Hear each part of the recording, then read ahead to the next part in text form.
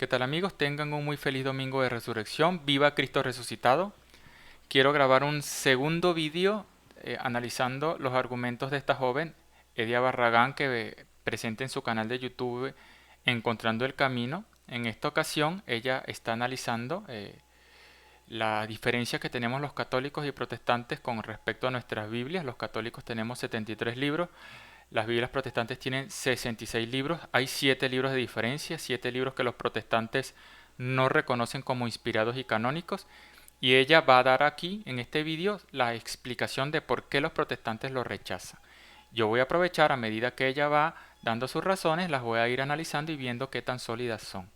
Así que bueno, sin mucho preámbulo, comencemos. Hola mis chiquitines, bienvenidos al canal una vez más. Mi nombre es Edia Barragán y el día de hoy vamos a estar hablando sobre los libros apócrifos.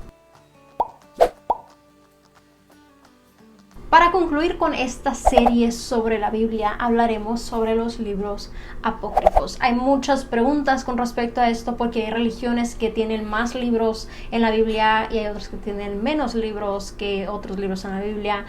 En realidad hay solamente dos posiciones acá, no hay otras, o sea, en todo caso es la religión católica, los cristianos católicos tenemos 73 libros como lo he dicho y las Biblias protestantes 66. Nosotros los cristianos y los creyentes creemos que solamente existe. Bueno, en nosotros, en ese sentido, su grupo de cristianos, porque los católicos obviamente también somos cristianos católicos y no tenemos los mismos libros, y también somos creyentes y no tenemos los mismos libros que tienen los protestantes.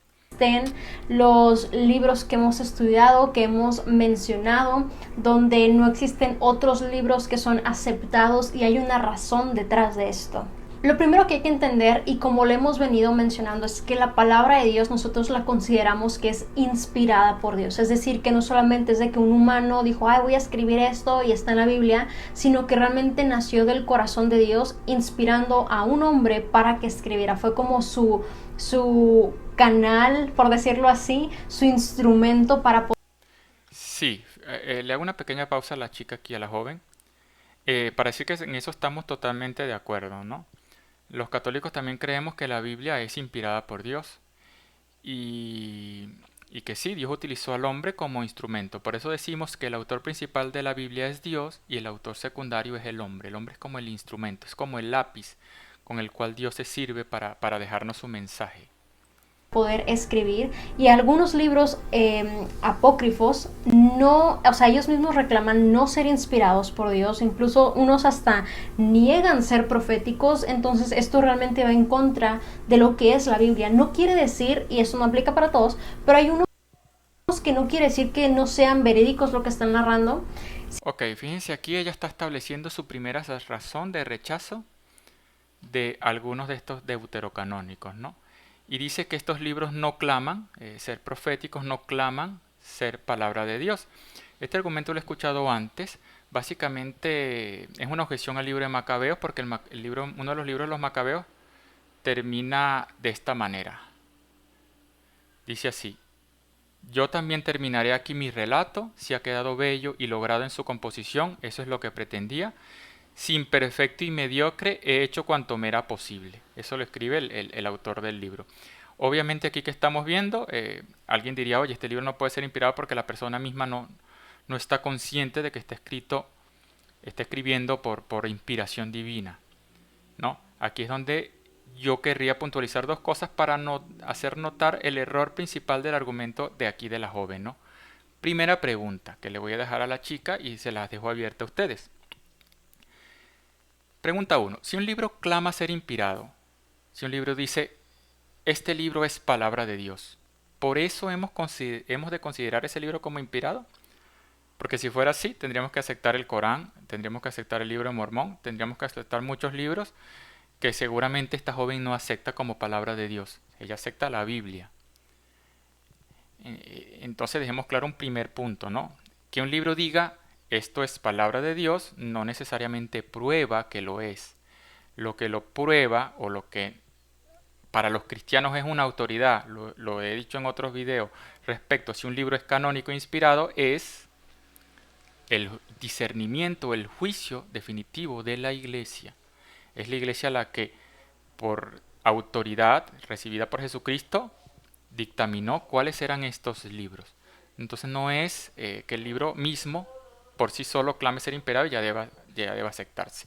Ahora bien, surge la pregunta, ¿qué pasa si un libro no clama ser inspirado o no se ve esa conciencia de parte del que lo escribe de estar escribiendo por orden de Dios, como el libro de Macabeos? ¿Quiere decir por eso que no es inspirado? La respuesta es no. ¿Por qué? Porque muchas veces en la Biblia hay distintos géneros literarios. Hay el género revelación, donde el hagiógrafo, el que escribe la Biblia, lo hace por orden directa de Dios, como en el caso de un profeta. Pero otras veces simplemente está inspirado de manera inconsciente, como el autor del libro de los Macabeos. Un ejemplo de esto lo tenemos, por ejemplo, en el Evangelio de Lucas. Si vamos al Evangelio de Lucas, fíjense cómo comienza. Él no comienza diciendo que narró que lo hizo por orden de Dios que escribió o que eso es palabra de Dios. Dice simplemente así: puesto que muchos han intentado narrar ordenadamente las cosas que se han verificado entre nosotros, tal como nos las han transmitido desde el principio los que fueron testigos oculares y servidores de la palabra, he decidido yo también, después de haber investigado una investigación de una persona diligentemente todo desde los orígenes, escribírtelo por su orden, ilustre Teófilo. O sea, tenemos aquí a una persona que no sabía que estaba escribiendo la Biblia, ni que su libro, ni siquiera su propósito era que su libro entrara en la Biblia, sino que quería simplemente recopilar esas enseñanzas a su amigo Teófilo, para que, bueno, las tuviera y, bueno, quizás las usara para predicar, no lo sabemos. Pero lo que sí sabemos es que esta persona no estaba consciente. ¿Eso descarta el Evangelio de Lucas de la Biblia? No, porque como repetimos, no es requisito para que un libro sea canónico que el hagiógrafo esté consciente de la inspiración de la Biblia. La inspiración bíblica puede ser perfectamente inconsciente. Otro ejemplo, el libro de Eclesiastés, que también los protestantes tienen en sus Biblias, al igual que el Evangelio de Lucas. ¿Qué dice? No dice palabra de Dios, dice palabra de Coelet, hijo de David, rey de Jerusalén. Sencillamente, bueno, este libro se atribuye a Salomón, o sí, a Salomón, y eran sus consejos de la sabiduría que él tenía, ¿no? Ahora, fíjense que en ese mismo libro él no habla como alguien que lo sabe todo, como alguien que tiene la revelación de Dios sobre él. Él incluso muchas cosas dice que las ignora. En Eclesiastés 3, 21, 22 dice: ¿quién sabe si el aliento de vida de los humanos asciende hacia arriba y si el aliento de vida de las bestias desciende hacia abajo? Y ahí empieza a reflexionar. Y hay muchos textos en este libro parecidos donde él deja clara su condición humana y su ignorancia de muchas cosas, ¿no? Entonces, la Biblia no es como muchas veces la tienen a ver los protestantes como donde un proceso donde Dios dicta y la persona está consciente y simplemente escribe. No, eso sucede en algunos géneros como la revelación, donde Dios directamente dice escribe esto, pero en otros sencillamente es inconsciente. Si esta joven quisiera ser coherente con esta forma de razonar, repito, tendría que agarrar su tijera y empezar a recortar muchísimos libros de la Biblia, sobre todo libros históricos, que no dicen en ninguna parte esto es palabra de Dios. No lo dicen en ninguna parte, ¿no? Tendría que empezar a recortar y recortar y su Biblia sería chiquitita, chiquitita, chiquitita. Entonces, bien, fíjense lo que es cuando alguien sencillamente por razones ideológicas busca una razón para excluir unos libros, pero en el fondo no la aplica de manera uniforme, no la aplica con un doble rasero, y eso no es correcto. Simplemente no son inspirados por Dios. Al igual que el día de hoy podemos encontrar muchos libros que hablan de la palabra de Dios, que explican demasiadas cosas con verdad, gente que son eruditos, que están enseñando, pero no necesariamente quiere decir que son las palabras de Dios y que merezcan estar en la Biblia. ¿Me explico? También algunos de esos fueron escritos entre el 250 antes de Cristo y el siglo I después de Cristo. Sin embargo, según el judaísmo, el espíritu de profecía abandonó Israel aproximadamente en el 400 antes de Cristo, quiere decir que fue antes de esa época. Entonces, nuevamente, estamos hablando de que la Biblia es un libro profético, ¿no? Especialmente en el Antiguo Testamento encontramos. Ok, fíjense ahora este argumento. Este es otro argumento también, yo creo que bastante endeble. Según lo que dice esta joven, según el judaísmo, o sea, esta joven veo que le da mucha importancia a la opinión del judaísmo, el espíritu de profecía abandonó Israel. Primero, ya hemos dicho que los libros no tienen que haber sido escritos por profetas, ¿no? Dios siempre, y sobre todo a lo largo de la revelación, fue hablando de diversos modos al mundo. Lo dice también la Biblia. De diversos modos ha hablado Dios al mundo, ¿no? Lo ha hecho por los profetas y lo ha hecho por Jesucristo, lo ha hecho por varias maneras. No tiene que ser un libro, un libro inspirado necesariamente escrito por un profeta. Entonces, bien, eh, no creo que esta razón sea suficiente, sencillamente porque los judíos opinen que Dios dejó de hablar 400 años a la humanidad, ¿no? O sea, dejó 400 años a la gente sin ningún tipo de mensaje, lo dudo, ¿no? Sobre todo cuando la revelación estaba en progreso. Pues bien, básicamente esta opinión ni siquiera lo está basando en la Biblia, está basando en la opinión del judaísmo que sabemos que rechazó al propio Mesías, ¿no? Toda Y que esta no creyó en él. profecía y si habían algunos libros que fueron escritos durante el periodo de tiempo donde no estaba el espíritu de profecía, realmente estamos hablando que no son libros proféticos y que nuevamente simplemente están siendo narrados por un humano, pero no hay esta deidad o divinidad detrás de ellos. Algo también muy importante a notar es que ni Jesús ni sus apóstoles citaron en el Nuevo Testamento ninguno de los libros apócrifos y nunca los consideraron como inspirados. Realmente si tú estudias el Nuevo Testamento, en varias ocasiones, tanto como lo dijimos, Jesús como sus apóstoles hacían referencia a profecías, a personas, a líderes que se... Fíjense, vamos aquí, este argumento lo traté en otro video, lo voy a tratar aquí brevemente. Según este argumento, según esta forma de pensar, para que un libro sea considerado canónico según ellos, según los protestantes, debería ser citado en el Nuevo Testamento. En el video pasado también lo decía. Hay muchos libros que los mismos protestantes tienen en sus Biblias que no se encuentran citados en el Nuevo Testamento. Por ejemplo, aquí tengo una lista: Jueces, Esdras, Esther, Eclesiastés, Canción de Salomón, Lamentaciones, Abdías, Jonás, Sofonías, y aún así ellos lo tienen en sus Biblias. ¿Por qué no le aplican este criterio a esos libros y a los otros sí? ¿Por qué no agarran su tijera y empiezan a sacar libros de la Biblia y se quedan con menos de 66? Porque como digo, hay razones ideológicas. O sea, estos no son criterios lógicos y coherentes. Son razones internas basadas en una ideología. Entonces no. El hecho de que un libro no sea citado en el Nuevo Testamento no significa que no sea bíblico. ¿Y por qué? También lo expliqué en el video pasado. Porque cuando los escritores del Nuevo Testamento estaban escribiendo la Biblia, lo que estaban haciendo era, de manera inconsciente, escribir sí la Biblia, pero su propósito era dejar mensajes concretos a las comunidades cristianas. San Pablo escribió a ciertas comunidades para resolver ciertos problemas que había en esos momentos. Claro, ha quedado ahí guardada mucha enseñanza, pero su propósito no era hacer un inventario de todos los que ellos consideraban libros del Antiguo Testamento. Ese inventario no existe y ellos no estaban pensando, mira, tenemos que citarlos absolutamente todos los libros del Antiguo Testamento para que después no los vengan a poner en duda. Así no funciona. Sencillamente, si en algún momento necesitaban hacer una referencia a un pasaje del Antiguo Testamento, lo hacían, y si no lo necesitaban, no pasa nada, no hay por qué escandalizarse, sencillamente ya no lo hacían y se acabó. mencionan en el Antiguo Testamento y nunca hacen mención o referencia a ninguno de los libros apócrifos. Muchas veces queremos meter otras ideas o interpretar de manera diferente, pero siempre la Biblia interpreta a la Biblia y algún pasaje hace referencia. Aquí hay una cosa que me faltó comentar, voy a retroceder un poco el vídeo. Que se mencionan en el Antiguo Testamento, el Nuevo Testamento, ni sus apóstoles citaron en el Nuevo Testamento ninguno de los libros apócrifos y nunca los consideraron como inspirados. Aquí empieza otra cosa que quiero puntualizar. Realmente si tú estudias el Nuevo Testamento, en varias ocasiones, tanto como lo dijimos, Jesús como sus apóstoles hacían referencia a profecías, a personas, a líderes que se mencionan en el Antiguo Testamento y nunca hacen mención o referencia a ninguno de los libros apócrifos. Fíjense, esto también es un poco inexacto, ya también lo había dicho en el otro video, pero quiero decirlo en este porque es el que trata específicamente el canon bíblico, lo quiero explicar con más detalle. No es cierto que Jesús y los apóstoles y los que escribieron el Nuevo Testamento no hicieron referencia a personas que se encuentran mencionadas en los deuterocanónicos. De hecho, puse un ejemplo muy concreto.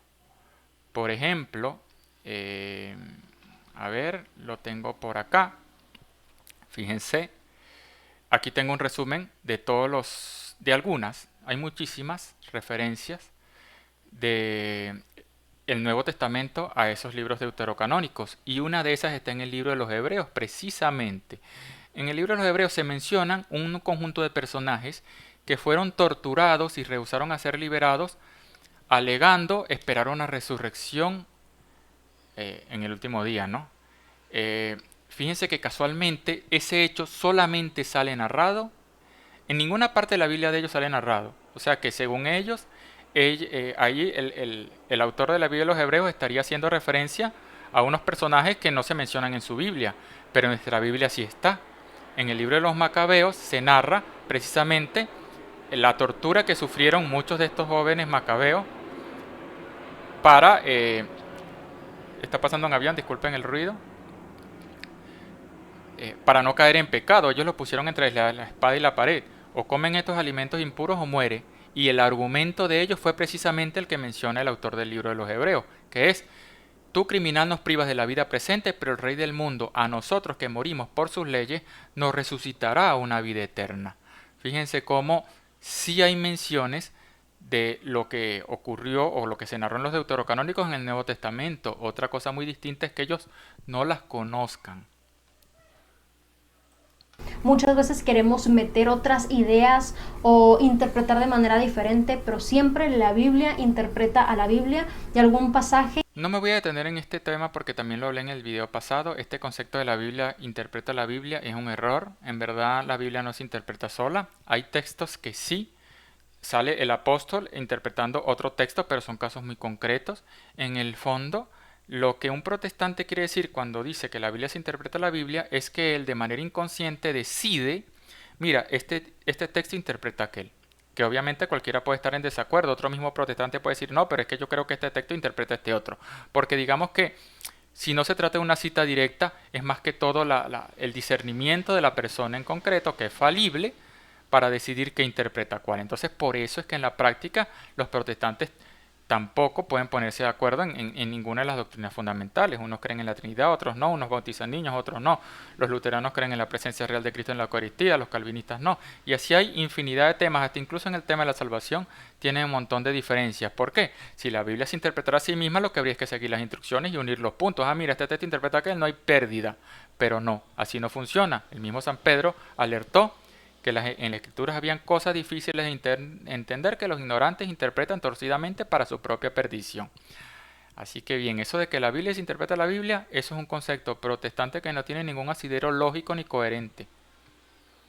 Que hace referencia a otro porque todo está conectado. Entonces, si estos pasajes, ni siquiera la misma Biblia, dentro de la Biblia, les hace referencia, también son señales rojas que decimos: esto no pertenece aquí. Hubo personas de la fe, personas que juegan un rol súper importante, donde de hecho Jerónimo, el gran erudito católico romano que tradujo la Biblia Vulgata Latina, rechazó enérgicamente los libros apócrifos. No solamente él, pero estuvo también Josefo y hay otras personas. Ok, fíjense, vamos ahora al tema de Jerónimo. ¿Qué sucede, no? Sí es cierto, San Jerónimo, un célebre padre de la iglesia, me encanta mucho San Jerónimo. De hecho, parte de mi colección teológica son libros de San Jerónimo, y aunque la tuve que dejar completa en Venezuela, logré traer algunos libros. Fíjense, aprovecho de compartírselos un poco. Este, por ejemplo, es el comentario del profeta Isaías de San Jerónimo. Y tengo muchos más, ¿no? Tengo las epístolas, tengo sus homilías, tengo el comentario del libro del profeta Isaías, tengo Daniel y Ezequiel, los comentarios a los profetas. Y, a ver, comentario del profeta Isaías y comentario del Evangelio de Mateo. Este particularmente me gusta bastante y lo recomiendo. Ahora bien, algo que hay que aclarar es que San Jerónimo, por más que fuera un célebre padre de la iglesia, no era o no tenía la autoridad para definir estos libros, ¿no? De hecho, San Jerónimo tradujo todos los libros a la Biblia y los incluyó a la Biblia, a la Vulgata, que era la traducción latina a la Biblia, que estaba escrita en el Antiguo Testamento en hebreo y arameo, y en el Nuevo Testamento en griego, ¿no? cosas de San Jerónimo que sí sabemos. Sabemos que aunque mostró un rechazo en algún momento de su vida a estos deuterocanónicos, los cita frecuentemente como escritura. De hecho, han sido contadas unas 200 citas a los libros deuterocanónicos de parte de San Jerónimo. Ahora, precisamente por esto se llaman libros deuterocanónicos, porque no todo el mundo los aceptó, o sea, no hubo unanimidad. Pero así como San Jerónimo mostró dudas respecto a esos libros, hubo otros padres como San Agustín que los recibieron y los reconocían como canónicos: San Basilio Magno, San Gregorio Niceno, San Ambrosio, San Juan Crisóstomo, Orocio, San Cirilo Alejandrino, Teodoreto de Sirio, San León Magno, San Isidro de Sevilla. Aquí les dejo una lista: Afrate, San Efrén, entre otros. Entonces, bien, no es el traductor el que le corresponde traducir la Biblia el que tiene la última palabra. ¿Por qué? Porque entonces ella tendría la fe de una persona, o es la fe de la iglesia. Ella, ¿en quién cree? ¿En Cristo que instituye una iglesia o en la persona individual de San Jerónimo? Si San Jerónimo rechaza los libros deuterocanónicos y hubiera rechazado el Nuevo Testamento, ella también lo va a rechazar los libros del Nuevo Testamento porque lo dijo San Jerónimo. Es un poquito incoherente. Y es un poquito incoherente esa actitud de los protestantes de a veces agarrar un padre de la iglesia y decir: ah, mira, dijo esto, esta era la persona adecuada, la persona correcta, porque está diciendo algo que está de acuerdo con lo que ella piensa. Pero yo estoy seguro que esta señorita no está de acuerdo con casi nada de lo que creía San Jerónimo. De hecho, San Jerónimo, por ejemplo, creía en la virginidad perpetua de María. Tengo un artículo publicado en mi página web, les invito a leerlo. Casi ningún protestante ahora cree en la virginidad de María. San Jerónimo creía en el papado, obedecía al papado.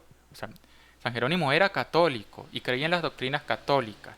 Entonces, para esta joven, si somos estrictos y coherentes, esta joven creería que lo que cree San Jerónimo era herético. O sea, para esta joven en verdad San Jerónimo era un hereje. Si San Jerónimo era un hereje, ¿por qué entonces sí le parece como autoritativo su rechazo a los deuterocanónicos? ¿Será que hay alguna otra razón? No que sea San Jerónimo. O porque en este caso no le importa San Agustín. ¿Qué tiene San Jerónimo, por ejemplo, que no tenga San Agustín o que no tenga San Ambrosio? Todos eran notables padres de la iglesia. Lo cierto es que no es San Agustín, no es San Basilio Magno, no es San Ambrosio, no es cada padre individualmente los que tenían autoridad para definir el canon, porque le estaríamos dando la autoridad a una persona. Es la iglesia. ¿Y cómo resolvía las cosas la iglesia? O esas dudas doctrinales las resolvía en concilio, lo decía en el otro video. En el concilio de Jerusalén, Hechos capítulo 15, ¿cómo hizo la iglesia para resolver su primer conflicto doctrinal? Se reunió en concilio. ¿Cómo hizo la iglesia para resolver o definir cuáles son los cánones bíblicos? No que, San Jerónimo, ¿qué dices tú? No, se reunió en concilio. Y da la casualidad que en absolutamente todos los concilios que la iglesia realizó para discernir el canon o para definir el canon, ya sea locales o ecuménicos, en todos iban los libros deuterocanónicos, en todo. En el concilio de Hipona, año 393. En el concilio de Cartago, 3 concilios juntos, africanos, 393, 397 y 419. Y finalmente en el concilio de Trento, donde ya se cerró el tema de manera definitiva, de manera dogmática. Pero eso no quiere decir que antes en esos otros concilios no se hayan aceptado esos libros deuterocanónicos. Sí se aceptaron y las iglesias lo reconocían. De hecho, otro tema que iba a mencionar, que tengo aquí en mis notas, déjenme buscarlo por acá, es que Jesucristo y los apóstoles, aunque no citaron directamente los deuterocanónicos como se cita la escritura, como escrito está, que ya hemos visto que tampoco citaron otros libros que los protestantes sí tienen y no por eso ellos lo sacan, Jesucristo sí está comprobado, y esto está estudiado, aquí le estoy dejando la bibliografía donde lo pueden verificar, sí citaba de 350 citas que hizo Jesús del Antiguo Testamento, todas coinciden con el texto de la Septuaginta, la Biblia que tradujeron los judíos al griego. O sea, Jesucristo no citaba la Biblia hebrea, citaba principalmente esta versión de los 70, la Septuaginta, que estaba escrita en griego. Y la Septuaginta contenía los deuterocanónicos, esa Biblia los tenía. Entonces, ¿tiene sentido pensar que Jesucristo rechazaba los deuterocanónicos cuando la Biblia que utilizó él y los apóstoles era una Biblia que contenía los deuterocanónicos? Cuando incluso en el Nuevo Testamento se mencionan muchísimos hechos de los deuterocanónicos, aunque los protestantes no lo conozcan, no lo creo. O sea, no me parece este realmente un argumento sólido. Personas que dentro del medio de la Biblia, de traducciones, de tantas cosas, los leían y lo rechazaban porque era como, es obviamente que esto no es bíblico. Entonces fíjense acá, esto me lo encuentro yo muy a menudo, ¿no? La persona es la que en verdad rechaza la Biblia porque para ella esto no es bíblico, pero eso va a pasar con cualquier persona que una doctrina que esté expresada en un libro diga, oye, esto no puede ser bíblico porque a mí como persona no me encaja en mi modelo mental, en mi cosmovisión doctrinal. ¿Ven? Pero repito, no es una persona, por más que esa persona esté convencido que obvio, esto no es bíblico, por más que diga obvio, esto es súper obvio. Bueno, no será tan obvio porque para otros no fue tan obvio, ¿no? Entonces, no es la opinión de una persona por más convencida esté, es el discernimiento de la iglesia. Si no tendríamos una fe basada en cada persona individual. Ah, bueno, yo sigo la Biblia, pero según el canon de San Jerónimo. Yo sigo la Biblia según el canon de San Agustín. Yo sigo la Biblia según el canon de Lutero. Eso no tiene sentido, ¿no? Así una iglesia no puede permanecer unida porque no habría una revelación. Es la iglesia la que recibió la comisión de Dios de discernir todo lo que tiene que ver con doctrina, incluyendo el canon. Por eso es que Jesús, ¿qué le dice a Pedro? Tú eres Pedro y sobre esta piedra edificaré la iglesia. Y le dice, todo lo que ates, o sea, todo lo que definas en la tierra quedará definido en el cielo. Todo lo que ates. ¿No? Dios concedió a su iglesia autoridad. Y es con esa autoridad es que se define el canon bíblico, no con las opiniones particulares de personas. No es algo que ahorita se esté considerando, pero es que por los años y años y años y años han sido rechazados por las personas correctas que deberían de o hacer. Fíjense, las personas correctas según su criterio. O sea, San Jerónimo, que ella considera un hereje, es la persona correcta. La persona correcta, aunque no cree nada de lo que cree ella. Y que ella creería que San Jerónimo es un hereje y San Jerónimo, si le preguntásemos y pudiera contestar y en base a las doctrinas que esta joven profesa, también diría lo mismo, ¿no? Sin ganas de ofenderla. Sino que herejía, ¿qué significa? Herejía significa una persona que cree doctrinas erróneas. Ella cree que San Jerónimo creía doctrinas ortodoxas, no lo cree, porque por algo es protestante y San Jerónimo era católico, y viceversa. Entonces no nos engañemos, esto es una gran contradicción que existe en el protestantismo de decir, sí, los católicos, la iglesia católica estaba corrompida, todos estaban corrompidos, pero resulta que ellos eran los correctos para definir la Biblia. ¿Cómo es eso? Si estaban corrompidos, si eran unos paganos, si eran unos apóstatas o lo que sea que pensaran, ¿cómo es posible entonces que pudieran discernir correctamente los libros de la Biblia? No tiene sentido, ¿no? No tiene sentido. Aceptar o negar ciertos libros. A lo que vamos con esto es que la aceptación de estos libros fue en el 1546 después de Cristo por parte de la Iglesia Católica Romana, pero fíjense que si bien es cierto lo que está diciendo aquí, que el Concilio de Trento aceptó esos libros de manera dogmática, he dicho que hubieron concilios antes donde también se reconocieron. Dicho de otro modo, siempre que la iglesia se reunió para discernir sobre esos libros, aceptó los deuterocanónicos. Lo demás son opiniones individuales, pero siempre que se hizo en concilio, ya sea local o ecuménico, se aceptaron los deuterocanónicos. esto no es justificable por diferentes razones y una de ellas siendo que no son el... Fíjense las razones que da esta joven de por qué no es justificable que la iglesia pueda discernir el canon. O sea, aquí yo de verdad flipé. Esto no es justificable por diferentes razones y una de ellas siendo que no son el grupo apropiado para tomar la decisión, porque eran cristianos, no judíos. Fíjense esto. Miren lo que está diciendo aquí. La iglesia cristiana no era el grupo apropiado porque no eran judíos. O sea, los judíos que sí fueron depositarios de los mensajes de Dios, del misterio de Dios, sí, es cierto, hasta cierto punto. Al final, ¿qué pasó? Rechazaron al Mesías. Y por eso es que Jesús le da autoridad a la iglesia cristiana, católica. Se la da. Repitamos de nuevo el texto de San Pedro. Tú eres Pedro y sobre esta piedra edificaré mi iglesia. A ti te daré las llaves del reino de los cielos. Lo que ates en el cielo Lo que ates en la tierra quedará atado en el cielo, lo que desates en la tierra quedará desatado en el cielo. Y el resto de los apóstoles les dijo lo mismo, ¿no? Lo que aten aquí quedará atado allá y así sucesivamente. O sea, yo creo que no queda claro para el que en verdad conoce la Biblia que Jesucristo en verdad le dio autoridad a la iglesia. Entonces, como esta joven dice que los cristianos no tenían autoridad para definir el canon. Yo les voy a explicar un poquito dónde viene este error. Básicamente también es una excusa ideológica. ¿Qué sucede, no? La teoría protestante es que si bien el Antiguo Testamento se escribió antes de Cristo, los judíos eran los que tenían autoridad para definirlo. Y que después, o sea, digamos que ellos lo dividen así. Judíos tienen autoridad para definir el Antiguo Testamento, cristianos para definir el Nuevo Testamento. Pero es que en verdad esa es una división humana. Antiguo y Nuevo Testamento es simplemente una agrupación que hemos hecho para distinguir, mira, estos libros se escribieron antes de esta fecha y estos libros se escribieron después de esta fecha. Pero el canon es uno solo, la Biblia es uno solo. Y la autoridad para definir definitivamente la Biblia pertenece a quien la tenía en ese momento, que es la iglesia, no es los judíos que negaron a Cristo. Que por cierto, esto también es discutible, que los judíos rechazaron los deuterocanónicos.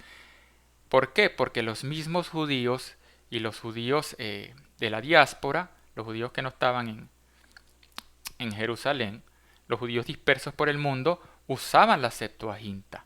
La usaban y esa Biblia tenía los deuterocanónicos. O sea, no se puede decir que había una posición unánime del judaísmo respecto a estos libros. Otra cosa es que después sí los judíos los rechazarían. Pero ya vamos a ver un poquito por qué. No fue tanto porque hubieran razones de peso, sino porque habían razones ideológicas. Recordemos que todo esto nació del pueblo judío, del pueblo de Israel, del pueblo de Dios. Entonces ellos conocen las profecías, es su historia relatada. Ellos tenían un sistema, por decirlo así, fueron los primeros con los manuscritos y ellos rechazaron otros escritos y luego llega esta otra iglesia y dice, no, nosotros los vamos a aceptar. Pero ellos no eran las personas con la autoridad o con la justificación necesaria para realmente incorporarlos a lo que es la Biblia. Y por eso la mayoría de las religiones cristianas o del original no aceptan estos libros, a pesar de que otras religiones o... Fíjense qué ignorancia, y con todo respeto lo digo, ¿no? Primero, comprender que el pueblo de Dios como que esto es otra iglesia, o sea, los judíos eran una iglesia y esta es otra iglesia. En el fondo no es así, ¿no? En el fondo el pueblo de Dios ha sido uno solo, o sea, es una misma iglesia, la misma iglesia de Abraham, es la misma iglesia de Moisés, es la misma iglesia de David, y de hecho las profecías, todas las profecías del Mesías que Dios hizo a David sobre su descendencia se cumplen en Jesucristo. Es el mismo pueblo de Dios. De hecho, precisamente por eso es que los primeros apóstoles, bueno, los apóstoles y los primeros cristianos eran judíos. O sea, la iglesia cristiana era principalmente judía. Después fue que se abrió, porque ese era el propósito de Dios, que se abriera al mundo entero. Pero es el mismo pueblo de Dios.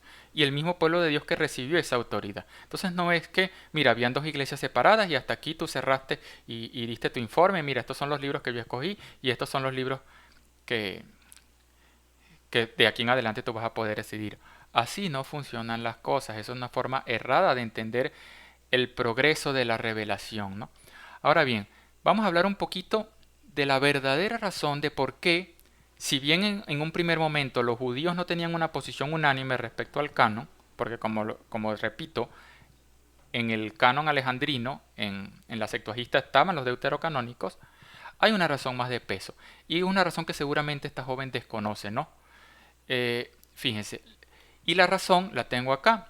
Es porque en los primeros siglos cristianos, ¿verdad? Cuando los cristianos predicaban a los judíos para que reconocieran a Jesucristo como Hijo de Dios y habían debates entre fariseos y entre judíos y cristianos, los cristianos utilizaban textos de estos deuterocanónicos para mostrar y convencer a los judíos que Jesús era el Mesías. Habían profecías muy claras, ¿no? Y eso lo pueden comprobar, por ejemplo, en en diálogo con Trifón, una obra escrita en el siglo II por San Justino Mártir, un cristiano que murió mártir precisamente por evangelizar y predicar a Cristo ante paganos y judíos. En un debate que él tuvo, en un debate bien largo, lo pueden conseguir en la obra del Abad Padres Apologetas Griegos, ¿no? Creo que no me recuerdo el autor, no sé si es Jesús Solano, no, creo que es, no recuerdo el nombre del autor ahorita, se me fue. La tengo, pero dejé el libro en Venezuela. Ahí en ese debate, San Justino Mártir le echa en cara al judío con el que debatía que ellos habían removido esos libros porque no les convenía, porque servían para demostrar que Jesús era el Mesías. Vamos a ver un ejemplo, ¿no? Fíjense, por ejemplo, acá. Miren este texto que está aquí está tomado del libro de la sabiduría, un libro que los protestantes lo excluyeron por considerarlo apócrifo. ¿Por qué? Porque los judíos lo rechazaron. ¿Por qué los judíos lo rechazaron? Fíjense lo que dice este libro apócrifo según los protestantes respecto al Mesías, siglos antes de que ocurriera. Dice así: tendamos lazos al justo que nos fastidia, se enfrenta a nuestro modo de obrar, nos echa en cara faltas contra la ley y nos culpa de faltas contra nuestra educación. Se gloría de tener el conocimiento de Dios y se llama a sí mismo Hijo del Señor. Eso hubiera sido escandaloso que alguien lo hiciera, ¿no? Según aquí ya se está diciendo que esta persona, ¿verdad? Haciendo referencia al Mesías, se llama a sí mismo Hijo del Señor. Es un reproche de nuestros criterios. Su sola presencia nos es insufrible. Lleva una vida distinta de todas y sus caminos nos son extraños. Nos tiene por bastardos, se aparta de nuestros caminos como de impurezas. Proclama la dichosa suerte final de los justos y se ufana de tener a Dios por Padre. Veamos si sus palabras son verdaderas, examinemos lo que pasará en su tránsito, pues si él es justo, si es hijo de Dios, Dios le asistirá. Si el justo es hijo de Dios, él le asistirá y le librará de las manos de sus enemigos. Sometámoslos al ultraje y al tormento para conocer su temple y probar su entereza. Condenémosles a una muerte afrentosa, pues según él, Dios le visitará. ¿Dónde se cumplió ese texto siglos después? Justamente, ¿cuáles eran los argumentos que tenían contra Jesús los judíos? O sea, ¿qué dijeron en la cruz? Fíjense lo que dice el Evangelio. Por eso los judíos trataban con mayor empeño de matarle, porque no solo quebrantaba el sábado, sino que llamaba a Dios su propio Padre. O sea, una de las razones por las que esos judíos de ahí trataban de matarle era porque él llamaba a Dios su Padre. Y fíjense que aquí lo dice siglos antes. Se llama a sí mismo Hijo del Señor. Se ufana de tener a Dios por Padre. Y aquí, ¿qué dice? Ha puesto su confianza en Dios que le salve ahora, si de verdad le quiere, ya que dijo soy hijo de Dios. Fíjense cómo describe incluso la muerte en la cruz, ¿no? Dice, sometámosle al ultraje y al tormento para conocer su temple y probar su entereza. Condenémosle a una muerte afrentosa, la cruz, la muerte más afrentosa de la época, pues según él Dios le visitará. Fíjense cómo estos textos eran como un aguijón, ¿no? Para los judíos, porque los cristianos los utilizaban. Y está escrito, repito, eso está escrito, en los debates se utilizaban. Obviamente, ¿cuál fue la salida fácil? ¿No? Rechazarlos, o sea, como la parte de los judíos, porque obviamente no todos los judíos rechazaron al Mesías, pero la parte de los judíos que rechazó al Mesías dijo, bueno, estos textos no pueden ser inspirados, porque siempre hay una razón ideológica. Los protestantes por una, ellos por otra, al final, lamentablemente, los protestantes terminando siendo tontos útiles, cómplices de la mutilación de unos textos que daban testimonio del Mesías. Qué triste como una ideología basada en el error lleva a unas personas a agarrar cualquier razón que se les ocurra. No, que San Jerónimo lo dijo. No, que estos libros no hay conciencia de que sean inspirados. Unos criterios que no aplican de manera uniforme para amoldar la Biblia a su conveniencia, para que se concuerde con su propia cosmovisión doctrinal. Esto no es en verdad basarse en la Biblia. Esto es amoldar la Biblia a la propia persona. Como si uno fuera a un supermercado. Yo voy a un supermercado y digo, mira, yo quiero espagueti, yo quiero carne, yo quiero esto, no quiero todo. Yo quiero nada más lo que yo elija. Doctrina a la carta. O denominaciones sí lo hagan. Otras de las razones por las cuales no fueron incorporados es porque no fueron escritos por los apóstoles con los que se les titula, ya que estos murieron en el siglo I. No hay una coherencia de Bueno, esto también es otro argumento bastante flojo. De hecho, el libro de los Hebreos ni siquiera se sabe si lo escribió San Pablo, no se sabe quién lo escribió. El que un libro sea inspirado, canónico o no, no tiene que ver con que se sepa efectivamente quién es el autor, ni siquiera si tiene imprecisiones históricas, ¿no? Eso no es lo que define un libro como canónico e inspirado. Si los protestantes usaran ese criterio también de manera uniforme, tendrían que empezar a mutilar otros libros de la Biblia, ¿no? Y sacarlos de sus Biblias. Quiero darte 3 puntos y ahorita vamos a irlos desarrollando un poquito más, pero tienen muchas herejías y errores doctrinales que lo aprendimos en nosotros. Aquí es donde está la verdadera razón, ¿no? Esta sí es la verdadera razón por la que los protestantes rechazaron esos textos. Y lo digo en el otro video que analizó esta chica sobre el tema del purgatorio. No fue una cuestión doctrinal, porque en su pleno sentido común habría cristianos que le darían la razón a los judíos que rechazaron al Mesías en comparación a los cristianos. ¿Qué sentido tiene eso? Porque obviamente no les convenía lo que decían esos libros. Eso fue lo que pasó con Lutero. Como había un pasaje en el libro de Macabeos que podía servir para defender la doctrina del purgatorio, y Lutero rechazaba tajantemente la doctrina del purgatorio, su opción fue sacarlo de la Biblia, ¿no? Al igual como trató de sacar otros libros de la Biblia, 4 libros más, pero no lo logró. El Apocalipsis, Santiago, Hebreos y no recuerdo cuál otro. Él trató de sacar 4 libros de la Biblia, ¿no? Y del Nuevo Testamento, y logró sacar los 7 deuterocanónicos. Por fortuna no logró sacar los del Nuevo Testamento, pero sí se salió con la suya respecto a los protestantes en cuanto al Antiguo Testamento. Video sobre cómo se formó la Biblia, que la doctrina tenía que ser coherente. Entonces fíjense, si fuera por coherencia, entonces cada protestante tendría una Biblia diferente, porque para ellos la interpretación que tienen de ciertos textos no coincide. O sea, digamos que el criterio para que algo sea palabra de Dios no es que concuerde o sea coherente según el entendimiento de cada denominación protestante. Ese no es el criterio. Nosotros no podemos decir, bueno, yo como protestante o como mi grupo es coherente, yo creo esto, entonces yo soy el que valida la Biblia. No, eso no funciona así. Alegan contener milagros que Jesús hizo en la niñez. Sin embargo, Juan declaró que el Señor no realizó ninguno hasta ser adulto. Fíjense que aquí esta joven está mezclando lo que son los deuterocanónicos con libros apócrifos que los católicos no reconocemos. Ahí, por ejemplo, está cuestionando lo que dice el Evangelio de Tomás o el Protoevangelio de Santiago.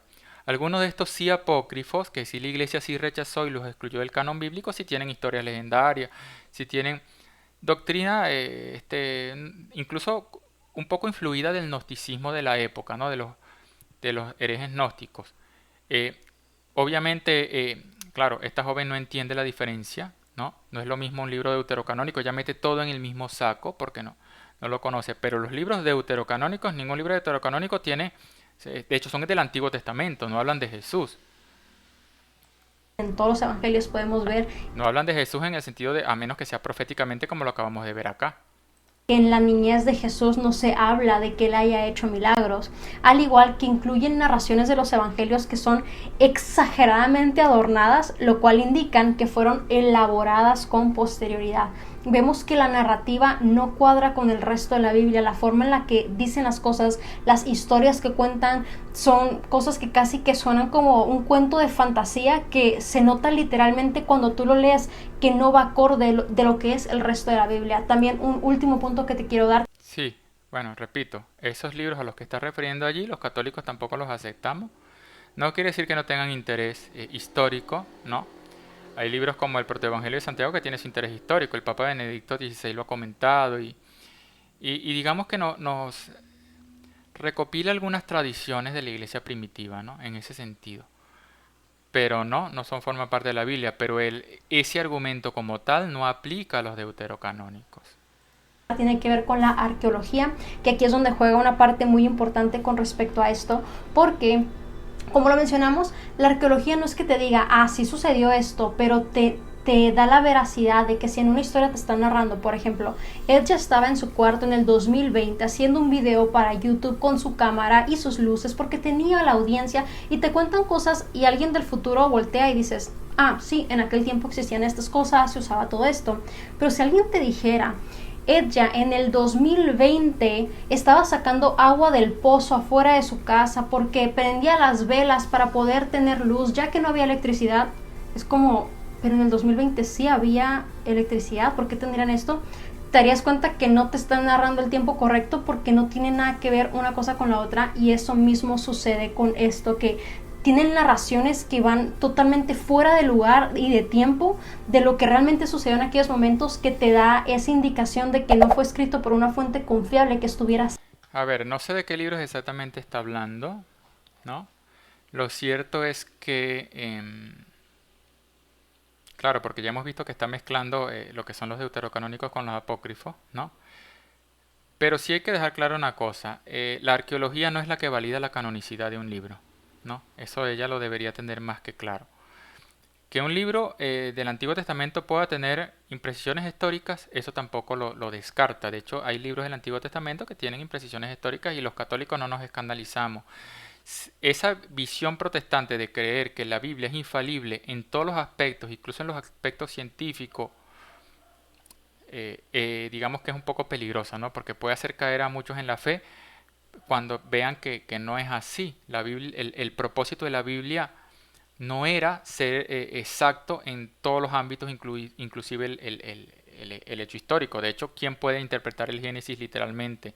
O sea, Dios en verdad literalmente construyó el mundo en 6 días, en 7 días. O, por ejemplo, en verdad existió la lepra de las casas, la lepra se le pegaba a las casas, ¿verdad?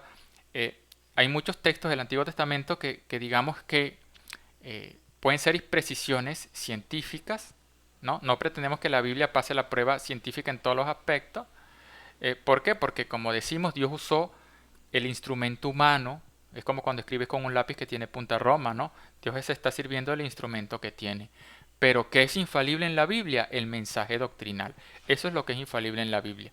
Entonces, bien, eh, venir a decir que, bueno, o utilizar el argumento, más allá de, porque no da ningún pasaje en concreto que podamos analizar, que la arqueología descarta alguno que otro libro, bueno, no, no, este argumento no tiene sentido. De hecho, hay muchos arqueólogos que niegan gran parte de los hechos narrados en el Antiguo Testamento, ¿no?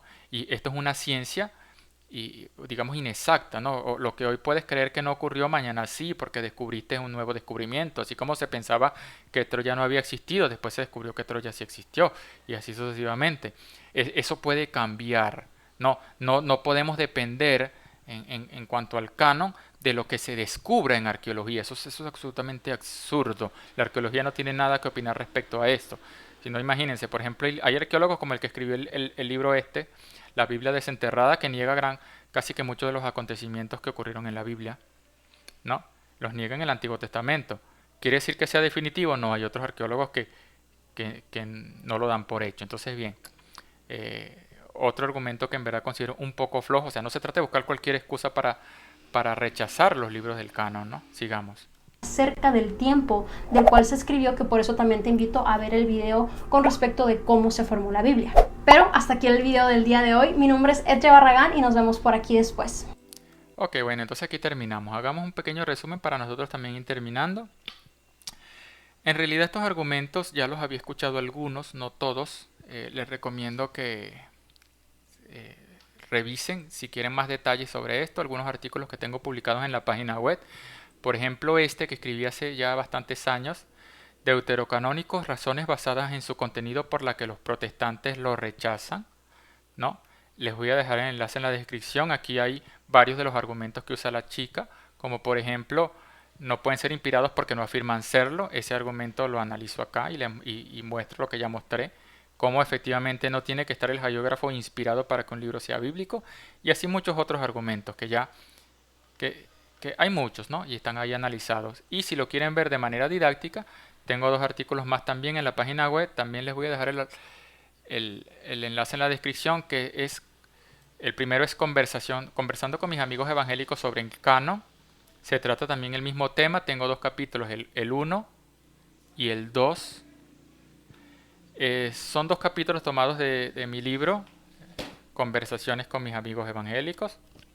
que también pueden conseguir en Amazon, pero respecto a esos capítulos están publicados aquí en internet gratuitamente, los pueden consultar, ¿no? Entonces bien, eso por aquí por el tema del canon. Resumiendo, para finalizar, lo que define que un libro sea canónico o inspirado no es la opinión de una persona, no es que su doctrina coincida con la Biblia, es el juicio de la iglesia. Cristo le dio a la iglesia, a sus apóstoles y sucesores, la autoridad para atar y desatar en cuestiones de doctrina y en cuestiones de definición del canon. No son los judíos, no, es la iglesia. Y si ellos en verdad creen en la Biblia, tienen que ser coherentes. Ellos creen en una Biblia que recibieron de la Iglesia Católica. Fue la Iglesia Católica que definió los 27 libros que ellos tienen en su Nuevo Testamento. ¿Por qué no aceptan el Antiguo Testamento? Prefieren creer al testimonio de judío tardío, ¿verdad? Después de que rechazaron al Mesías, eso es su elección. Pero qué paradójico, vuelvo a repetir con la curiosidad con la que mencioné en otro video, fíjense qué paradójico. ¿Qué han logrado los protestantes? Fíjense que en la Biblia los números tienen un significado, eso no lo desconoce nadie, ¿no? Aunque esto reconozco que si no es un argumento sólido, es bastante curioso. En la Biblia el número 6 simboliza la perfección, la imperfección plena, al punto que el número de la bestia es 666, triple 6, tres veces caído, triple imperfección, es lo que significa el número de la bestia. Y el número de la perfección es el 7. ¡Qué curiosidad! Los protestantes sacaron de la Biblia justamente 7 libros, el símbolo de la perfección. ¿Y cómo la dejaron? Con 66 libros. O sea, qué raro, ¿no? Que la Biblia protestante tenga 6 libros, casi que el número de la bestia. Y le falten justamente 7, que si se los sumamos obtenemos los 73 libros de la Biblia católica. Qué triste que los protestantes, por razones ideológicas, aunque la desconozcan, terminaron mutilando la Biblia. La Biblia que la iglesia cristiana siempre reconoció durante toda su historia. Y utilicen argumentos como que son los judíos los que tienen autoridad y no los cristianos, o sencillamente estos libros no me parece lo que dicen, ¿no? O estos libros no declaran ser palabra de Dios. Ese tipo de argumentos de verdad no es sólido. Gracias a Dios como católicos es un don. Tenemos una Biblia completa, una palabra de Dios completa. Así que bien, con eso me despido. Espero que les haya servido este vídeo. Creo que sí salió un poquito largo, no era mi intención que se extendiera tanto, pero bueno. Feliz domingo de resurrección. Viva Cristo resucitado. Cuídense. Hasta la próxima.